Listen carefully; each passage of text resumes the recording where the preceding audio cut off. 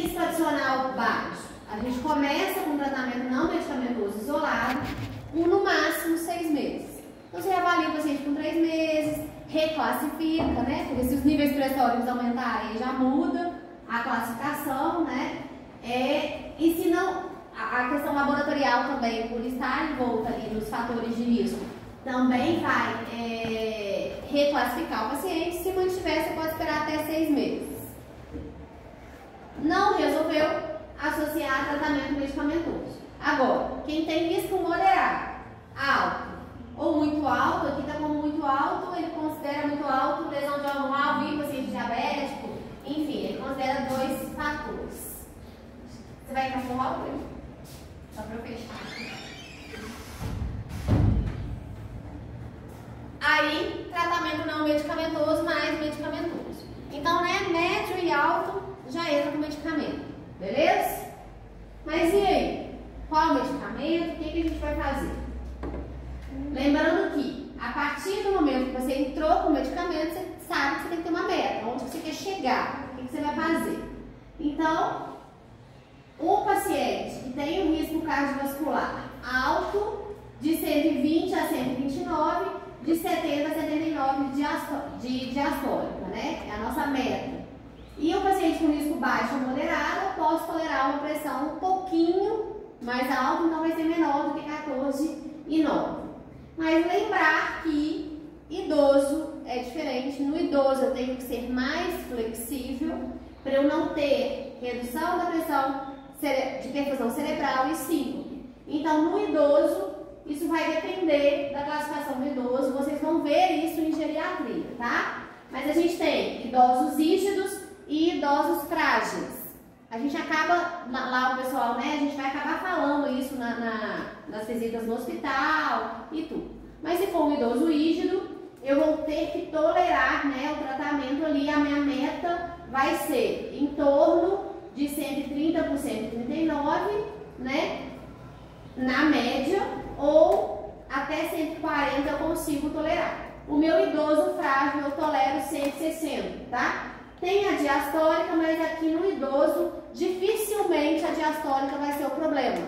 No idoso, geralmente a sistólica é o alvo, porque a diastólica, eles já tendem a ter diastólicas mais baixas, tá? Mas aí a diastólica, né, vai ser menor ou igual a 90. Então, eu tolero 90 na diastólica, mas a sistólica, dependendo da condição do idoso, até 160 eu posso tolerar, ok? Então, o idoso é diferente. Pode fazer assim, só para eu tirar a mão do papel. Obrigada. Não. É que eu tô sem pointer hoje, eu tô com... Não, mas já pode papel. Obrigada. Beleza, gente? E aí, qual o tratamento não medicamentoso? Principal, asteriscos, controle do peso. Então, a principal medida para reduzir pressão arterial no paciente que tem sobrepeso é reduzir o peso. Então, eu consigo reduzir a pressão arterial em até 30% a cada 5% de perda de massa ponderal. E isso, sim, é marcante, é visível, é claro, é nítido. Então, o paciente que tem sobrepeso, perdeu o peso, a pressão abaixa. A gente vê isso, assim, paciente que faz gastroplastia redutora, né, o paciente que faz a bariátrica, o paciente, assim, tomava 3 medicações para sem nenhuma, porque eles reduzem o peso drasticamente. Então, dentre todas as medidas, a mais efetiva é a redução do peso. Mas existem pacientes hipertensos que não têm sobrepeso, que às vezes são tem até um IMC menor do que 20, e aí não tem essa medida. E aí lembrar da questão alimentar, a dieta mediterrânea é a dieta ideal para cardiologia, então é aquela dieta rica em frutas, legumes e verduras, com menor teor de carboidratos e gorduras saturadas. Então, quanto mais você aproximar o paciente dessa dieta DASH, que é a dieta mediterrânea, melhor benefício.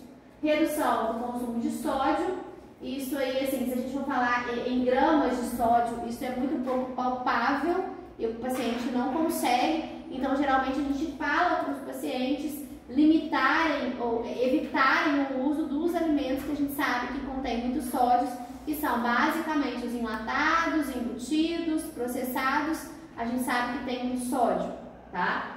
E a questão do refrigerante, né? Às vezes o paciente usa muito refrigerante zero, a gente sabe que o refrigerante zero tem alto teor de sódio. Então a gente tem que falar isso para o paciente, porque ele não tem essa noção. Então a gente exemplifica com os alimentos mesmo e tenta essa redução. E moderar o consumo de álcool, tá? Porque o álcool em altas doses, repetidas vezes, é lesivo e pode aumentar a pressão arterial. Ok? Então aí, terapia não medicamentosa. Terapia não medicamentosa é para tudo na cardiologia, mas no paciente de risco alto e do risco moderado, ela nunca vai ser sozinha, ela vai estar sempre em conjunto. Então, como resposta na prova, a gente sempre vai colocar lá MEV, né? Sempre, não com a sigla, né? Mas mudança do estilo de vida, que é o tratamento não medicamentoso, já vai ganhar 0,1, 0,2, mas raramente vai ser só isso, tá? Além disso, atividade física regular, né? Combater o sedentarismo melhora e ajuda a perder peso, então vai melhorar tudo. Além do próprio exercício, liberar mediadores, neurotransmissores com efeito ali na liberação de serotonina, endorfina, melhorar a sensação de bem-estar, reduzir vasoconstrição e melhorar a pressão arterial, ok? Então, tanto isoladamente quanto por atuar na redução de peso, a atividade física é sempre benéfica. Muito cuidado! Você não vai mandar um paciente hipertenso estágio 3 fora da meta fazer atividade física aeróbica sem restrições. O que é o hipertenso estágio 3 mesmo? É o meu hipertenso que está com sistólica acima de 180 e diastólica acima de 110. Você vai mandar um cara desse correr quando ele está nesses níveis? Não pode. Então, assim, primeiro você vai regular a pressão arterial e depois você vai liberando a atividade física com intensidades relativas àquela pressão arterial. E aí, dependendo, você pode até lançar mal no paciente hipertenso, mal controlado, que você quer iniciar a atividade física. Às vezes, você vai tentar esse ajuste, tentar esse controle medicamentoso e às vezes fazer um exame ergométrico para poder avaliar qual a intensidade do exercício que esse paciente pode fazer, ok? E aí, mas aí já é mais específico. Mas lembrar que a atividade física é sempre importante, mas nesse caso você tem que ver como é que está a pressão. Você não pode sair mandando o paciente em qualquer situação fazer atividade física naquele momento. Mas já vai convencendo o paciente que assim que tiver controlado, ele tem que fazer pelo menos uma caminhada leve. Ok? Cessar o tabagismo e aí está com o asterisco. O tabagismo isoladamente, na hipertensão arterial, ele não tem interferência. Ele é um fator de risco cardiovascular que vai agravar todas as condições cardiovasculares. Mas o fato de parar de fumar ou de fumar não afeta diretamente proporcional à pressão arterial, exceto naqueles 15 minutos que o paciente fumou. Então, se o paciente fumou e você for olhar a pressão, tem menos de 15 minutos que ele fumou, pode ser que ela esteja um pouco elevada. Mas fora isso, o tabagismo isoladamente, só fumar, não aumenta a pressão arterial, ok? Mas é claro, cessar o tabagismo vai diminuir todos os riscos cardiovasculares. E aí, indiretamente, melhora a pressão arterial, ok?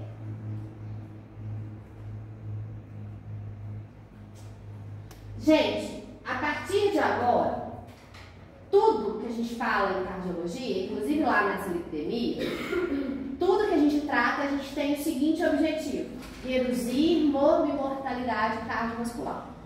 Quando a gente fala em reduzir morbimortalidade cardiovascular, a gente tem aqueles graus de evidência, né? Níveis de evidência e graus de recomendação, que vocês devem ver isso em PIC. O que é isso? Os graus de evidência vai depender da robustez dos trabalhos realizados. Então, a gente tem níveis de evidência e graus de recomendação de acordo com os ensaios clínicos, os trials randomizados, aleatorizados. Quanto mais estudos a gente tem de determinada medicação, maior o nível de evidência e grau de recomendação. Quando a gente fala nível de evidência 1, grau de recomendação A, a gente quer dizer que a gente tem grandes estudos aleatorizados, randomizados e que isso é consenso. À medida que a gente fala 3, C é o contrário. A gente fala que isso é proscrito para determinada situação. Vocês têm isso claro no PIC, né? Porque isso é evidência, isso não é cardiologia, isso é medicina baseada em evidências. Era para ter. Então depois vocês leem lá, toda diretriz tem lá, na primeira diretriz tem esse quadrinho lá. Graus de recomendação, níveis de evidência. Toda diretriz, qualquer diretriz cardiol, a primeira página é isso. Eu tô falando da cardiol, mas isso não é. Isso é medicina baseada em evidência. Qualquer coisa, qualquer artigo que você olhar tem um fator de impacto, mas assim, quando você vai olhar qualquer tratamento proposto, ele tem que ter um embasamento científico. Aí você vai ver o embasamento científico, que é esse grau de recomendação nível de evidência. Por que eu estou falando isso? Porque as evidências clínicas, a gente vai ver uma lista que a gente tem vários medicamentos. Então, se a gente for pensar alfa-metildopa, vocês conhecem essa droga, essa classe, vocês estudaram? A alfa-metildopa é uma classe de controle pressórico que é muito utilizada, que é antiga, mas que tem vários efeitos colaterais. E a gente não usa hoje em dia. Ah, por que não excluiu do mercado? Porque a gente só usa para grávida. A única pessoa que toma alfa-metildopa para controle pressórico isolado é grávida. Por quê? Porque a alfa-metildopa foi comprovado que não passa na placenta, que não tem prejuízo para a criança. E na amamentação também a gente usa porque é a que menos é excretada no leite. Então a gente usa basicamente para isso, mas não usa para outras pessoas. E por quê? Porque as evidências clínicas de melhora de morbimortalidade cardiovascular são com essas classes de medicamento. Quais? IECA, BRA, diurético, bloqueador de canal de cálcio e beta-bloqueador. Beta-bloqueador teve uma modificação na última diretriz. Beta-bloqueador isoladamente não reduz morbimortalidade cardiovascular, mas em associação com outros fármacos mostrou reduzir. Então a gente vai falar um pouquinho disso agora, tá? Então, preferencialmente no controle pressórico, o que a gente vai fazer? Vai usar droga que vai ter impacto na morbimortalidade. Então, para que eu vou começar uma tensina para o paciente se ela não tem impacto de redução de morbimortalidade? Para que eu começo uma alfa-metildopa? Para que eu começo uma hidralazina? Tá? Posso associar? Posso. Depois que preferencialmente eu usei de acordo com aquele paciente tudo que reduzia a morbimortalidade e não consegui atingir a minha meta, ok? Por que isso é muito importante? Mais uma vez, vocês são divulgadores e propagadores de opinião. Daqui a pouco vocês vão estar no internato, daqui a pouco vocês vão estar formados, vocês vão estar nos postos de saúde. E, por favor, divulguem, tudo gratuito, diretrizes cardiol, aplicativos, tudo gratuito. E aí a gente vê umas coisas que não dá para entender, né? Tiram alguns medicamentos, colocam outros sem evidência. Então a gente precisa, hipertensão, se for só cardiologista que trata hipertensão, não tem cardiologista no mundo, então a gente precisa que divulgue isso. O porquê da preferência de determinados medicamentos, porque eles reduzem, os grandes estudos mostram que eles reduzem morbimortalidade cardiovascular, então preferencialmente a gente começa com esses medicamentos, tá? Aí eu coloquei, o beta-bloqueador, os benefícios foram melhores. E aí, quais são essas classes medicamentosas com os seus graus de recomendação? Então, os primeiros estão lá, que a gente falou. Então, diuréticos, né? Então, são importantes. E aí, a gente vai vir beta-bloqueador 1A, mas em associações, em situações bem definidas, tá? Bloqueador de canal de cálcio 1A, inibidor da enzima conversora 1A, bloqueador dos receptores de angiotensina 1A, e todos os outros são inibidores direto da renina. Quando foi lançado, eu estava no início da residência de clínica, foi um boom, assim, todo mundo achava que ia ser bom, aumentou a mortalidade. Foi para 2BC. 2BC é quase 3C, ou seja, é quase proscrito, né? Quase não utilizado. Então essas coisas vão mudando e a gente vai acompanhando a divulgação da notícia, tá? Bloqueador de canal de cálcio, eu pulei 1A, então são todos que têm benefício. Agora, se a gente pegar os agonistas alfa-2 centrais, a gente pode usar para outras coisas, mas para começar para a hipertensão e falar que ele é o melhor, não é. Mesma coisa com os vasodilatadores diretos, com os alfa-bloqueadores, né? Então a gente vai usar essas drogas que eu citei, alfa-metildopa, hidralazina, entre outras, talvez para outros tratamentos, mas a gente não pode começar a usar isoladamente, unicamente para hipertensão arterial, porque não traz benefício. Ô, professora, a Lina era o beta-bloqueador que tem o melhor resultado, mas em associação. Em associação. Em associação, como assim? Com o quê? Qualquer coisa. Dos outros. diuréticos, bloqueador de canal de cálcio, IECA ou BRA. Com qualquer Com qualquer um dos que tem mais níveis. Tem mais que? Dos que tem nível de evidência. Daqueles lá que eu coloquei. Desses. Geralmente a gente associa entre eles, dos benefícios. Os benefícios dos beta foram menores. Sim. Menores sozinhos. Sozinhos. E melhores? Associados a qualquer um desses. Melhores de todos. Não, Associados. não. Iguais. Tá. Sim. Ok? E é isso aqui que vocês têm que saber, né? Como é que a gente vai fazer então? Então tá lá.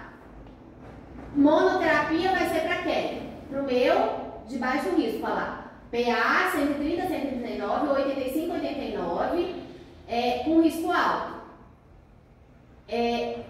Hipertensão estágio 1 de risco baixo e idoso frágil. Idoso frágil, eu tolero uma pressão mais alta e aí eu posso iniciar com monoterapia. Mas quem vai ser a grande maioria está destacado ali? Eu posso começar com monoterapia e aí na monoterapia, gente, eu vou usar o quê? Os fármacos com maior nível de evidência.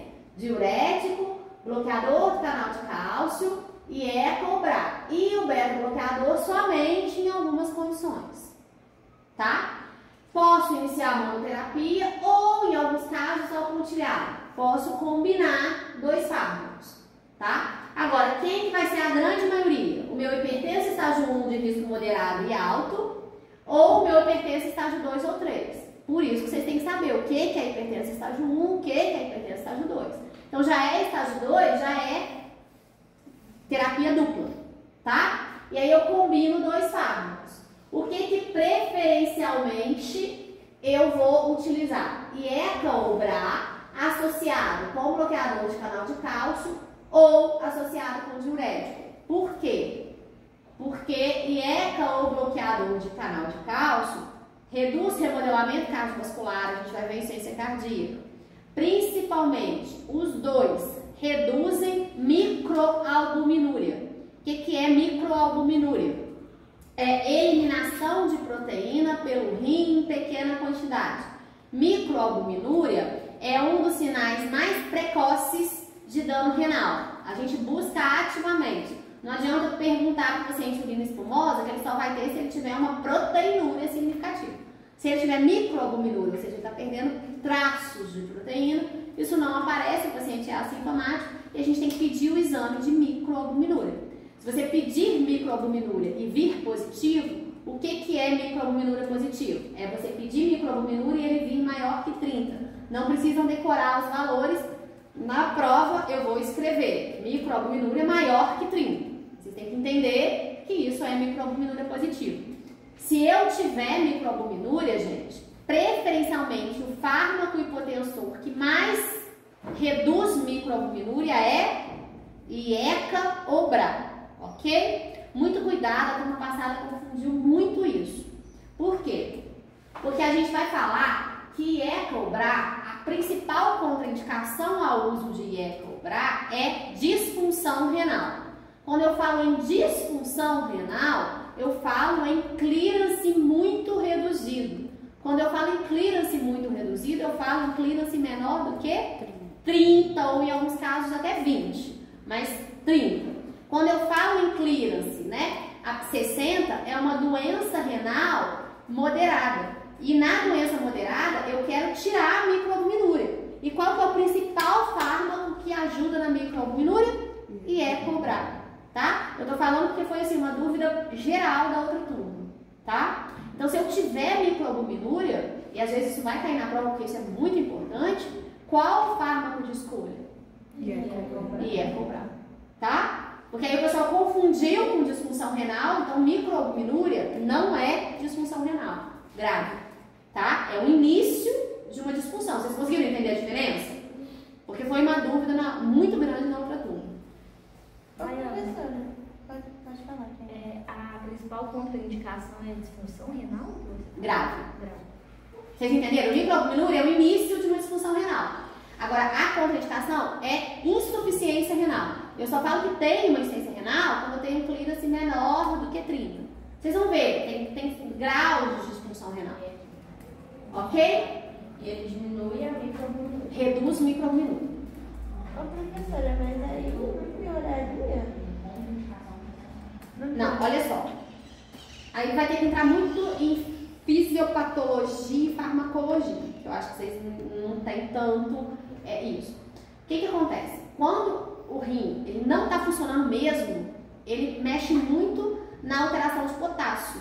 E tanto o IECA quanto o BRA, eles acumulam potássio no organismo. Eles vão mexer lá no sistema renina-angiotensina-aldosterona, que é de coordenação renal, e que quando o rim já está falido, ele não consegue coordenar. Então, mas antes dele falir, ele vai ajudar no sistema renina-angiotensina-aldosterona. E aí ele melhora. Então, justamente na fase inicial que você tem que dar para que essa função renal não regrida a ponto de não conseguir coordenar o sistema renina-angiotensina para ele poder priorar. Agora, quando já não está conseguindo coordenar bem, porque ele já está insuficiente, ele é deletério. Entendeu? Mas se usado no início, pelo contrário, ele é salvador. Então tem um momento.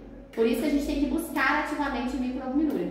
Buscar ativamente microalbuminúria é uma forma de procurar lesão em órgão-alvo inicial. Quem tem insuficiência renal não tem a microalbuminúria. Tem macroalbuminúria, tem proteinúria.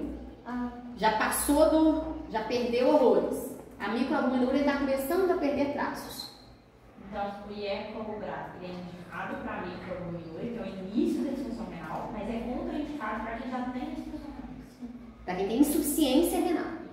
Uma disfunção renal leve, que seria um clearance menor do que 60, leve assim, leve é moderado, já é moderado, mas você pode usar. Você só não pode usar na insuficiência renal grave. Entenderam? Porque isso foi muita dúvida da outra turma. O IECA e o BRA são a primeira escolha? De? Para tratamento da hipertensão? Sim. Porque são vários. São vários, mas eles estão muito entre primeira escolha porque eles reduzem microalbuminúria, que é uma... que geralmente o hipertenso grave, ele começa a ter, entre outras lesões de órgão-alvo, por quê, gente? É sistêmico, vasosistêmico. Então, você começou a fazer hipertrofia ventricular, você acha que você só vai fazer hipertrofia ventricular? Não, a pressão está alta em todos os vasos. Então, você começa a fazer lesão de retina e você começa a fazer lesão renal. E qual que é o início da lesão renal? Microalbuminúria. Então, o IECA vai ser bom. Qual que é o grande problema do IECA? Tosse. A população sabe, tosse. Não vou tomar essa remédio para dar tosse. Então, assim, a incidência de tosse ela é muito menor do que o que a população acha. Então, existe. Mas ela é muito menor do que a população acha. Então, cuidado, às vezes está numa época de inverno, o paciente está aí com uma rinofaringite, uma rinocinusite, que vocês estão estudando, não é só criança que tem isso, adulto tem, e aí o paciente às vezes está tossindo. Então, cuidado, tá? Às vezes não é o IECA. O principal efeito colateral do IECA, assim, o mais comum, é angioedema, tá? O que é angioedema? O paciente, principalmente pacientes afrodescendentes, tem maior incidência, estamos faltando a palavra, tem maior incidência de angioedema e o paciente afrodescendente tem menor resposta ao IECA. Não quer dizer que ele não valha, mas ele tem uma resposta um pouco menor e tem uma resposta melhor a bloqueador de canal de cálcio. Então isso a gente já sabe, a gente às vezes vai fazendo associações, mas via de regra, a gente vai ver no tratamento da insuficiência cardíaca que a principal droga, uma das principais, se não a principal droga na insuficiência cardíaca é IECA ou BRA. Então, por que um paciente hipertenso já é um risco para desenvolver insuficiência cardíaca, a gente já não entra com fármaco que é melhor para tudo isso? Então, assim, sim, IECA ou BRA é um dos principais fármacos utilizados no tratamento da hipertensão. E aí, para hipertensão, tanto faz IECA ou BRA, mas para a insuficiência cardíaca a gente vai ver que IECA é melhor que BRA. Então, para a vida na cardiologia, pensem, vou sempre tentar IECA. Não deu IECA, eu passo para BRA. Na hipertensão não tem essa diferença, mas em outras doenças, principalmente insuficiência cardíaca, tem. Então, já vão aprendendo daqui que vocês começam com IECA, não deu certo, teve efeito colateral, troca para BRA. Tá? Na hipertensão não tem essa diferença, tanto faz IECA ou BRA. E aí o que vai mudar vai ser qual fármaco que você vai utilizar por conta da posologia. Já vou começar a falar aqui, muito cuidado com o captopril. Eu, Daiana, não uso captopril, tá? Por quê? Posologia. Meia-vida do captopril em torno de 4 a 6 horas. Então, o pico é em 6 horas. Então, captopril é um fármaco bom? Excelente, só que você tem que tomar remédio de 8 em 8 horas. Vocês já tomaram remédio de 8 em 8 horas? É um caos. Então, assim, você piora a aderência terapêutica. E aí existe o captopril e IECA, né? E aí, assim, qual que você... Ah, mas tem na farmácia popular. Enalapril tem na farmácia popular e é de 12 em 12 horas. Então, eu, Daiana, não uso captopril porque eu acho péssima a posologia e acho que você vai piorar a aderência terapêutica. Ok? E aí, gente, é pessoal. Mas assim, você tem que tentar ajudar o paciente. Remédio de 8 em 8 horas, caótico, tá? Então você tenta ajustar. Beleza? Então, a maioria dos pacientes vai dar um quadril verde. Você vai ter que usar 2 fármacos. Dependendo do paciente, você pode começar lá, ó, otimizar doses, preferencialmente comprimido único. Hoje em dia, você já tem as associações em comprimidos únicos. Excelente para o paciente. Qual o grande problema? A maioria ainda não está na farmácia popular. Então, às vezes, o custo não é efetivo. Mas aí, casos e casos, vocês vão vendo. Ontem mesmo, eu atendi uma senhorinha humilde que foi no meu consultório porque a pressão dela não controlava mais por nada e ela ajudava com várias lesões de órgão-alvo e pegava no posto 500 remédios e não tomava nada direito. Aí cheguei, tinha amostra no consultório, peguei um comprimido único que era 3 em 1 em doses otimizadas. Dei pra Doninha a dose para 1 mês e falei, você vai voltar daqui a 1 mês. Ela veio logo. A pressão dela, que era 18 por 10, 18 por 11 e ela assintomática, ontem estava 12 por 8 e ela ótima. Aí eu falei com ela, mas o remédio não é tão barato, não sei o quê. Aí é R$90 o remédio. Eu falei com ela, infelizmente, olha como está a sua pressão. Do outro jeito, só não estava tomando. E, gente, a Doninha não dá conta de tomar, porque tem que tomar 2 de um, 3 do outro, não sei o quê, tal hora. Esse ela tomou 1 de manhã e a pressão dá 12 por 8. Por conta de meia-vida e de qualidade do fármaco. E aí a filha estava junto, a gente conversou e ela falou, não, é ela. Gente, os filhos mesmo já falaram que tá ótimo. Que se for preciso a gente compra o remédio para ela, porque ela tá outra pessoa. Mas é ela que tá reclamando, a gente só trouxe realmente para que você explicasse e tal, e que você vê a pressão, mas ela tá ótima, ela tá outra pessoa, e com um comprimido. E aí assim, um comprimido ela vai tomar de manhã. Então assim, tem casos que não adianta, que você vai ter que fazer uma coisa diferente, porque senão o paciente não controla. Entendeu? Então beleza, gente. E aí? Não deu certo, então às vezes, dependendo do caso, é claro, o hipertensão estágio 3, às vezes você vai começar em dose alta. Agora, o hipertensão estágio 1 de risco alto, você vai começar 2 fármacos em dose baixa. Então, você vai associando. Não deu certo, você reavaliou em 2 meses, não deu certo, aumenta a dose. Então, às vezes, você vai aumentar a dose da mesma terapia dupla.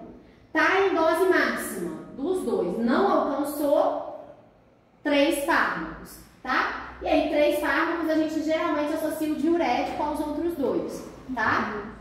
Mesma coisa, se estava em doses baixas, otimiza a dose. Tá os 3 em dose máxima, não controlou, 4º fármaco. E aí, o 4º fármaco, geralmente, é indicado que seja a espironolactona. O que é a espironolactona? Diurético, poupador de potássio, tá?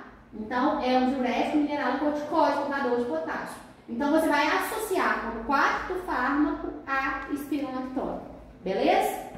Não deu certo, aí você vai colocar lá os que não têm benefícios, que não tem comprovação de redução de mortalidade. Por quê? Porque aí você já colocou todos que tinham comprovação de redução de mortalidade, ok? A espironolactona também tem dose, então às vezes você começa com uma dose mais baixa, não deu certo, otimiza a dose. Mas para ela ser um diurético poupador de potássio, aí quem tem insuficiência renal... É com a medicação.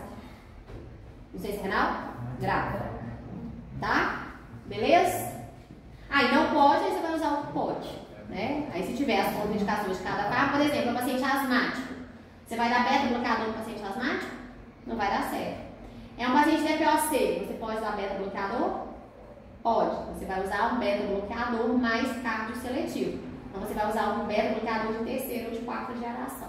O asmático você pode até tentar, mas o asmático geralmente não dá certo não. O DPOC, beleza. Não sibila não. Ok? Entendido, gente? Tem que saber isso aqui, vai cair isso aqui. A gente vai dar o caso clínico, vocês vão classificar. Eu vou perguntar, o que você vai tratar? Isso aqui é a diretriz, gente. A diretriz, esse quadro é da diretriz. Mas você vai pedir, tipo assim, fármacos de cada... Classe? Não, classe.